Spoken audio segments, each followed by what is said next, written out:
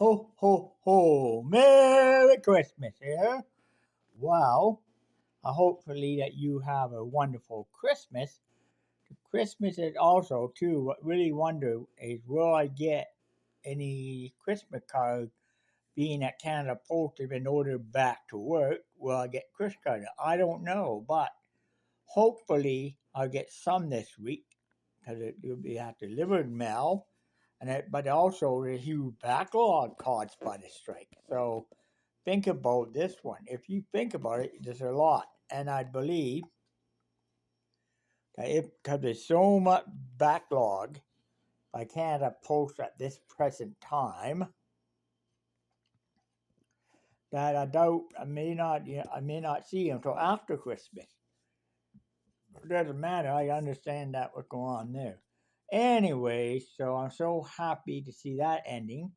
Wow, I'm looking forward to my trip down. I'm going to try a new mode of transportation here called that. I've been this new in Canada now. I've been in Europe for many years. I've been in the UK and throughout France and the EU for many, many years. And in the United, around the US for a while. It's called Flexbus. Flixbus, they call it. Flixbus? Known as Flixbus. Flexbus. Well, now this in Ontario, and they picked up where Greyhound left off. Basically, what they do route from Toronto, Hamilton, Brantford, London, down to Windsor, Detroit. There's another one that does the route out of Toronto, and it picks up Eastgate Mall, and it goes all the way to New York City, New York, Manhattan. I mean, big apple, a big scary apple, New York City, where sometimes, which I had no one visiting to go visit anytime soon, and go. The last time I've been to New York City, many years back, it was mid '80s, and I found it very dirty, very expensive, and all that. It's the most dirtiest, filthy city in the United States I ever visited. I would never go back there.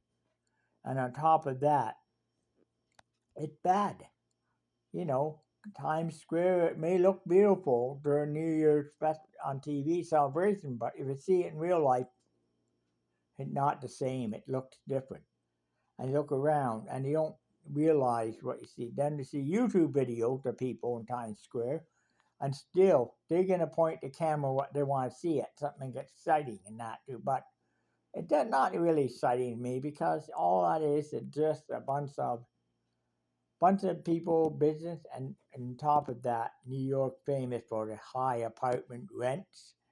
Also, New York famous for something else: homeless people, tent people now. And why would I go to the city just to see more tent people? We see enough, and I see enough here in Hamilton to think about it. Well, anyway, want to hear something want to hear a real stupid recently? Oh, this really cuts the cake. And down in Gage Park, some 10 people dug this, pit in the ground, and they hit a generator in there, and no, they did running a generator, and then they were taking a generator and they're feeding it into a lamp post.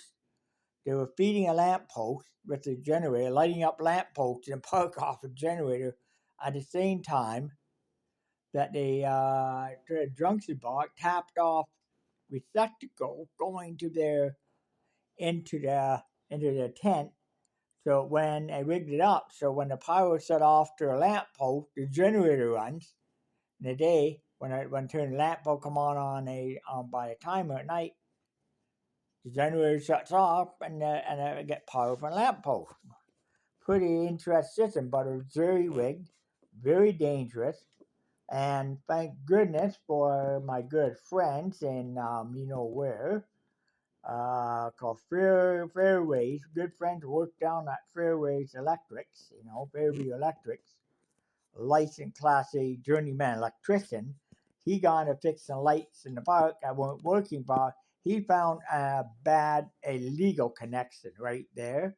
He followed it back to a tent, and then the homeless guy literally tried to gang up on him. He had to call the police. The city engineer came out, and what they did is they packed it, moved the tent, and they were investigating. They found so much dangerous electrics there. It's unbelievable that they had tied into a lamp or run wires, and actually some of the wires were got so hot it burned the insulation right off, and they were shorting.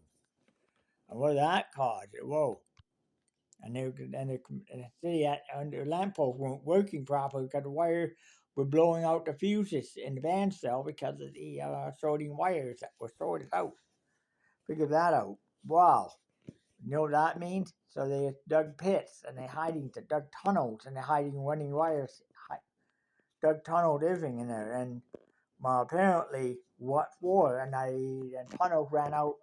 The tunnel, a couple of them ran under the street into right onto CP Rail property, right into a CP Rail freight yard, and they were stealing stuff. They were stealing freight off the train. They were stealing stuff from the. They were going out in the middle of the night when the refrigerator box car parking yard, opening it, stealing the refrigerated goods out of the box car, taking it back and doing that and doing all that. That is pretty nasty, you know.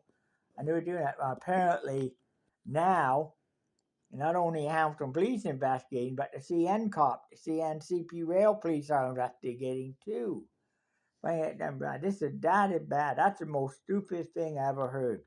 Well, I want to hear another awful thing I found in Hamilton recently involving homeless people in tents is down behind the vacant building that used to have a restaurant in it, an apartment, or in outside flat. Right behind it, you know what they had?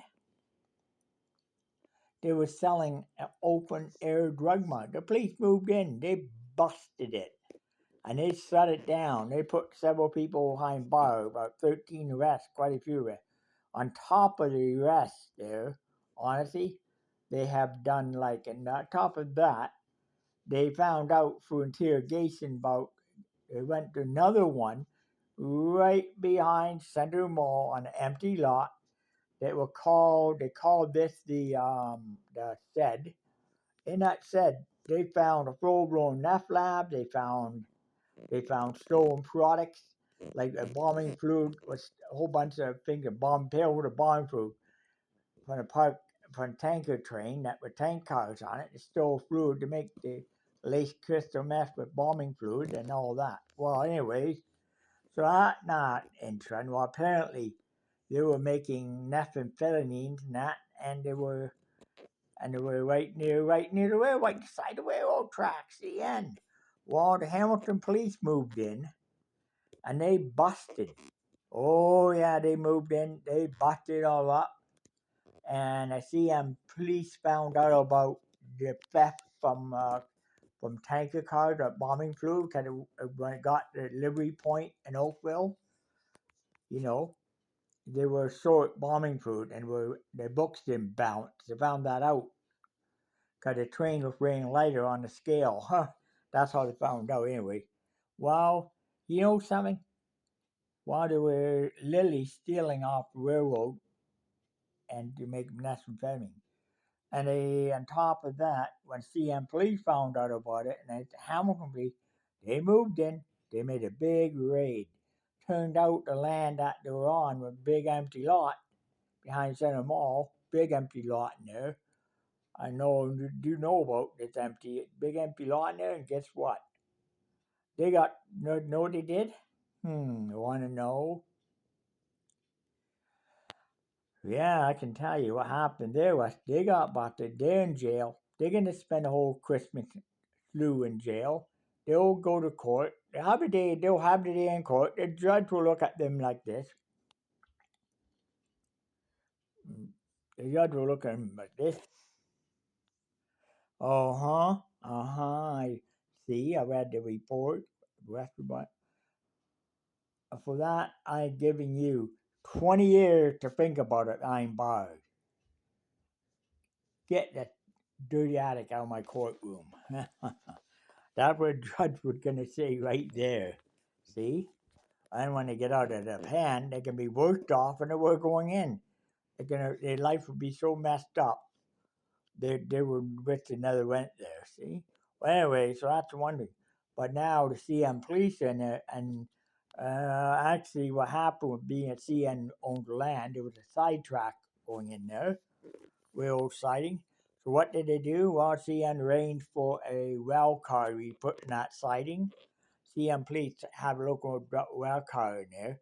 All the garbage being picked up, thrown into that rail car from the site, and they get scraped down and load the rail car full of garbage. And the CN said they're gonna haul away. They'll haul it off. They take it away. They'll haul away. They'll load the garbage and they'll haul the garbage away to a off to a land, haul it away, and it'll be offloaded in the U.S. to a truck and taken to be hauled away to New York City, where it will get incinerated in the incinerator for you for garbage in New York City. Anyway, that's what they're gonna do with it. So there. Well, that's the worst thing in Hamilton. These are the worst things all of this whole time. Well, the good thing is, well, Good Supper has a turkey dinner tomorrow. And the good thing too, no taxes for a couple of months or two. Hooray! I don't have to pay tax on anything for a while. On food, that really helps me a lot because I only gonna pay the price I see, not the price you don't see. Anyway, so I'm glad to see this happening. I'm happy I can be. And you know what? Honestly, I can make a long story short here. Make it short on a video. I'm glad it is. Thank goodness for that. I'm happy about a tax break because that long needed. Because a tax break is great to have. Not paying any taxes on top. Oh man, I just laughing. I haven't done the last time I hadn't paid any tax on things when I went to Six Nations of Grand and I saw it in $8 and I paid taxes. When I worked at Fireside, when I worked in the back Green Willow Diner, we in the back behind it a long time ago. You moved back. You go in that place, buy all kinds of stuff for $1 in there, not even pay a cent of tax. Yep, I used to do that. We're going back a year. And it was fun part about working. One part about that job was this. But also, I remember very well how that happened. Well, many years ago, I used to drink a lot of alcohol, heavy drinker, and I ended up in New Credit First Nation somehow. How I ended up there, I don't even know how I even got there. But I ended up wanting to get home. I had no money, no nothing, and I didn't know what to do. Well, I decided I'm going to take a job at Green Willow Diner, and then I can afford, then I get enough money, get a cabin to Brantford, get home. So I took this job at Green Willow Diner when I was intoxicated. I was so drunk in the kitchen, so drunk behind the cash register one day, and who lo and behold, Roy Kelly, or Kelly Curry comes in. I guess one of the regular customers. He looks at me. I was drunk.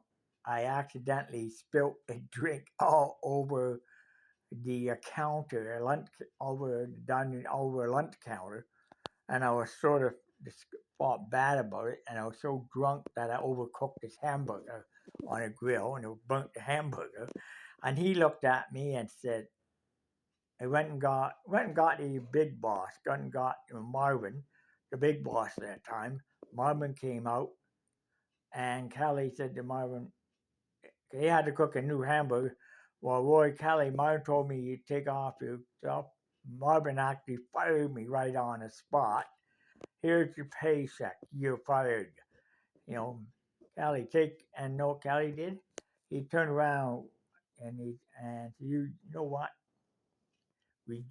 Kelly got around and said, we're going to take you, I'm taking the Native Horizons over there and down the road and meet him. And Kelly looks at him, and he's non-native. We can't really admit that, but it would do him some good. It might smarten him up from drinking, at the time, and that was that. Kelly took me there. It wasn't for Roy, wasn't for Mr. Curly. Kelly Curly, with some nice, beautiful black hair he had, full-blood native. you know what? I would still be drinking today. They really straightened me out well, and it was like not easy. It wasn't easy. It was you smudge in the morning. Get up and you smudge in the morning. You gotta do sunrise every freaking morning, and it was fun. I like that, you know. Then you have to go and sit down and listen to detox, smudge, detox, more smudge again, and more lectures about drinking, and more lectures, more seminars. I think I attended over 132 different seminars in about that time, and then from there you kept you so busy you didn't have time to drink. And guess what? No, eventually I went for whole detox, whole 9 yards, came out a winner, and I realized I never want to touch another bottle of booze again. And I said, I don't want to do this again. But in the meantime, I lost pretty much. I lost my apartment in London out of this, unfortunately. So and all my stuff, were taken out and put in a curb. Everybody picked through it and destroyed it all. So I had to get new stuff and all that. And then when I got out on these horizons,